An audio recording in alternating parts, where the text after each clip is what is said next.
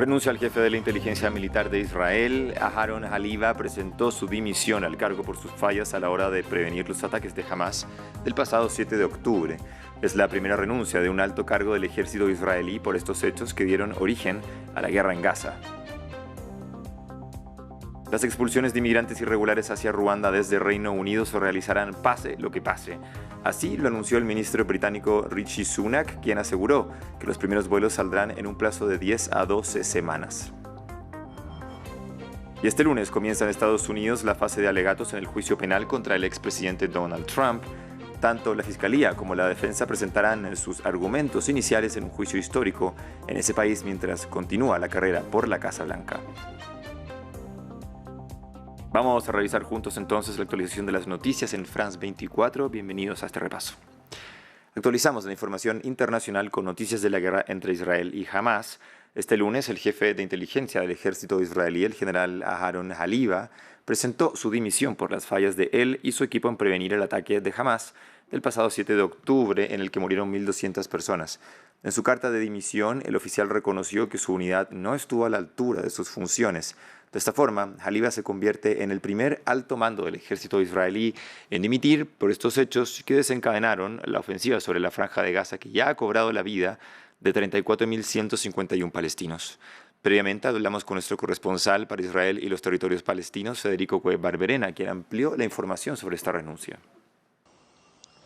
Sí, Aharon Haliva es el jefe de la inteligencia militar israelí, es el primer alto cargo del ejército que renuncia como consecuencia de los fallos de seguridad y de inteligencia previos al ataque de Hamas del 7 de octubre. Es un general que con 38 años en servicio va a completar su dimisión una vez que se nombre a su sucesor. En su carta de renuncia dijo que su división no cumplió la tarea que le había sido asignada y que carga ese día negro desde entonces. Recordemos que ya en octubre Haliva había sido uno de los primeros altos funcionarios en asumir su responsabilidad por ese fracaso de la inteligencia y de la seguridad israelí que llevó al 7 de octubre. Hay una investigación en curso del ejército israelí, una investigación interna cuyos resultados se esperan para inicios de junio, pero Haliva presentó su renuncia antes de esto.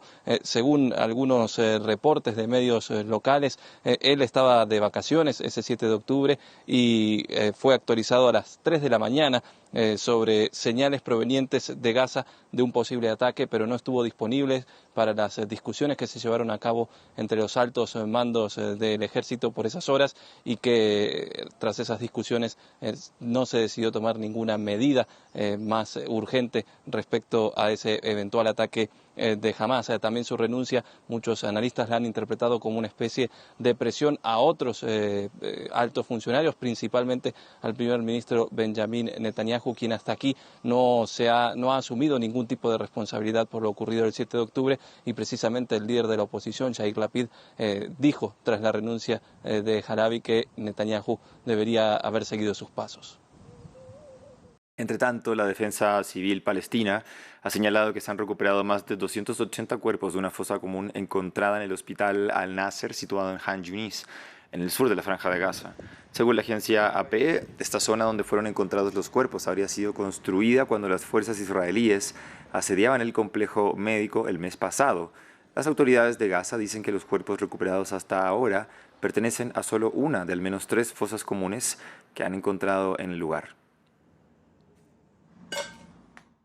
Y por su parte, el primer ministro israelí Benjamin Netanyahu afirmó que defenderá a sus soldados luego de que la prensa estadounidense revelara que la administración Biden se plantea imponer sanciones contra el batallón Netzah Yehuda del ejército israelí por presuntas violaciones a los derechos humanos contra los palestinos en Cisjordania ocupada. Podría ser una decisión histórica. Según el medio Axios, Estados Unidos busca sancionar por primera vez a soldados israelíes por violaciones de derechos humanos. En la mira de Washington, el batallón Netzah Yehuda, el Departamento de Estado de Estados Unidos, comenzó a investigarlo después de que sus soldados estuvieran involucrados en varios incidentes de violencia contra civiles palestinos. Como en 2022, con el caso de este hombre, Omar Assad, un palestino estadounidense de 78 años que murió después de ser arrestado, golpeado y luego abandonado mientras todavía estaba esposado. Interrogado sobre el asunto durante el G7 en Italia, el secretario de Estado de Estados Unidos, Anthony Blinken, dio algunas pistas. Es algo que lleva tiempo, que hay que hacer con mucho cuidado, tanto al recopilar los hechos como al analizarlos. Y eso es exactamente lo que hemos hecho. La ley LIGIA es muy importante. Verás los resultados prontos en los días venideros. El batallón Netzan Yehuda se formó en 1999 como una unidad especial para soldados ultraortodoxos. Mientras en el seno del gobierno de Netanyahu se celebra la decisión de la Cámara de Representantes de Estados Unidos de aprobar un nuevo paquete de ayuda, el propio primer ministro expresó el domingo su desacuerdo con la posible sanción. Defenderé ferozmente a la CFDI, a nuestro ejército y a nuestros combatientes. Si alguien cree que puede imponer sanciones a una unidad de la CFDI, lucharé con todas mis fuerzas. Así como nuestros soldados están unidos para protegernos en el campo de batalla, nosotros estamos unidos para protegerlos en el campo político. Una nueva discrepancia en la compleja relación entre el gobierno de Israel y la administración de Joe Biden. El presidente de Turquía, Recep Tayyip Erdogan, llegó a Irak en su primera visita oficial en más de una década. El mandatario turco llega a territorio iraquí con el objetivo de buscar una mayor integración de las autoridades para combatir a los militantes kurdos que tienen presencia en el norte de Irak.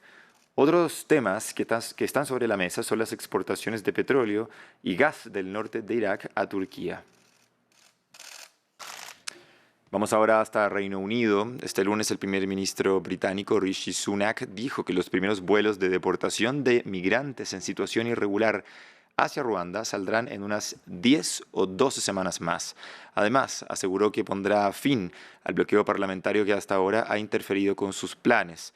La propuesta de ley lleva 2 meses paralizada, pasando de una Cámara a otra, y hoy justamente se espera que el proyecto de ley sea de nuevo debatido en la Cámara de los Comunes. La información la tiene desde Londres Marcela Gutiérrez. El primer ministro Rishi Sunak dio una especie de ultimátum a los legisladores y les dijo que se acabaron los peros y que los vuelos a Ruanda partirán a más tardar en el mes de junio. Todavía no hay un estimado de cuántas personas solicitantes de asilo político podrían partir en estos vuelos con destino al país africano, pero el primer ministro Rishi Sunak está decidido a que se acabe este impasse en el Parlamento y que estos vuelos a Ruanda puedan partir en un futuro cercano en 10 o 12 semanas. Recordemos que el año pasado el Tribunal Superior dictaminó que el esquema de Ruanda era ilegal y desde entonces en el Parlamento ha habido varios tropiezos. La Cámara de los Lores ha detenido esta ley para enviar a solicitantes de asilo político a Ruanda y por eso hoy habrá una votación crucial en el Parlamento de Westminster para poder sacar adelante esta ley insignia del gobierno de Rishi Sunak para detener las pequeñas embarcaciones que cruzan a través del Canal de la Mancha para llegar al Reino Unido. Muy importante en este año electoral, habrá comicios locales el próximo 2 de mayo y también elecciones generales donde los conservadores se encuentran muy por detrás del Partido Laborista de acuerdo con las últimas encuestas. Por eso para el primer ministro Rishi Sunak es muy importante esta ley, este esquema de Ruanda. Asegura que ya están listas también las salas de audiencias en caso de que haya algunas impugnaciones legales para sacarlas adelante en tan solo unos días y permitir que salga el primer vuelo a Ruanda. Pasamos ahora a Alemania. Allí las autoridades capturaron a 3 personas sospechosas de espiar para China. La Fiscalía indicó que los señalados, todos de nacionalidad alemana, habrían colaborado con la inteligencia china aproximadamente desde junio de 2022. Uno de los sospechosos es acusado de organizar la transferencia de información sobre tecnología con posibles usos militares. Según los investigadores, en el momento de los arrestos, estas personas estaban en negociaciones para entregar datos sobre nuevos proyectos de investigación que podrían ser útiles para expandir la fuerza de combate naval de China. Cambiamos de tema y nos vamos a Estados Unidos. Luego de la selección del jurado en el caso penal contra el expresidente Donald Trump por el presunto soborno a la actriz pornográfica Stormy Daniels, este lunes inicia la fase de alegatos donde la defensa y la fiscalía presentarán sus argumentos. Samuel Salgado nos explica la función de este jurado en un juicio histórico en Estados Unidos. Inicia la fase de alegatos en el primer juicio penal contra un expresidente de Estados Unidos. Donald Trump enfrenta 34 cargos de falsificación de registros comerciales por el presunto encubrimiento de un pago de $130,000 para mantener el silencio de la exestrella pornográfica Stormy Daniels. El Tribunal de Manhattan eligió a 12 miembros titulares del jurado y 6 suplentes. Una selección meticulosa para encontrar a personas imparciales que podrían medir la favorabilidad de Trump en diferentes comunidades. 7 son hombres y 5 mujeres.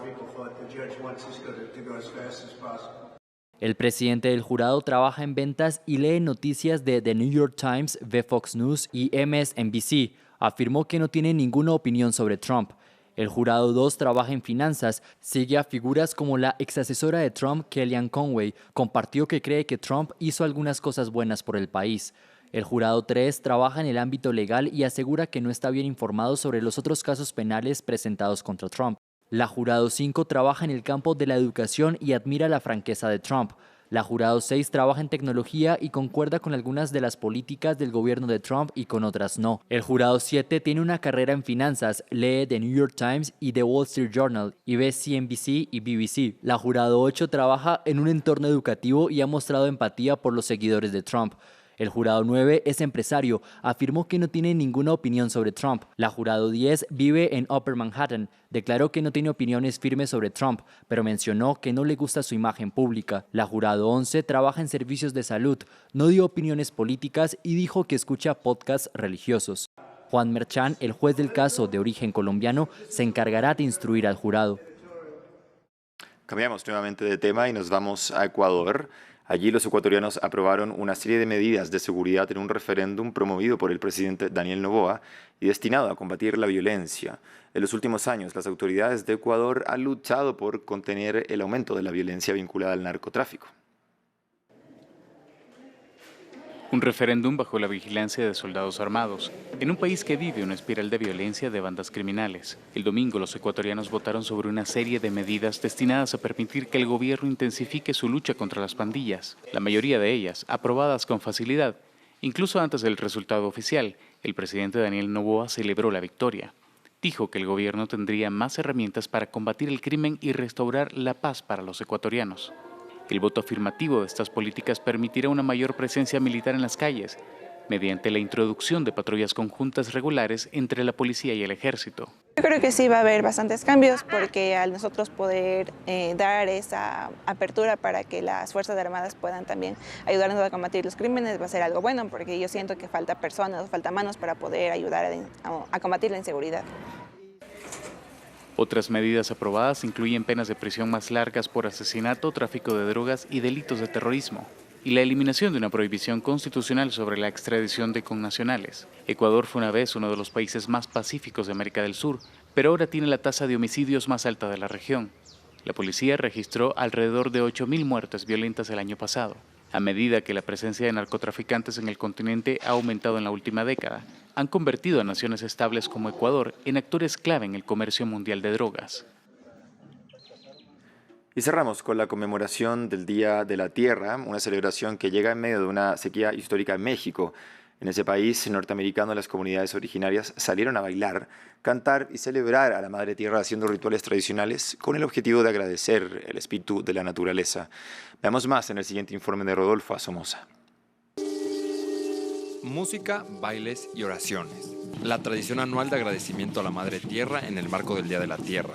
Una fecha que para muchos mexicanos representa la oportunidad de retribución hacia la naturaleza. Pero principalmente algunos venimos a agradecer y a disculparnos por lo que todos, no solamente nosotros hacemos, sino toda la humanidad está haciendo. La ceremonia, organizada por comunidades devotas a la preservación cultural, comenzó con bailes en dedicación a Tlaloc, el dios de la lluvia, debido a la afectación que ha causado la depresión hídrica en el país.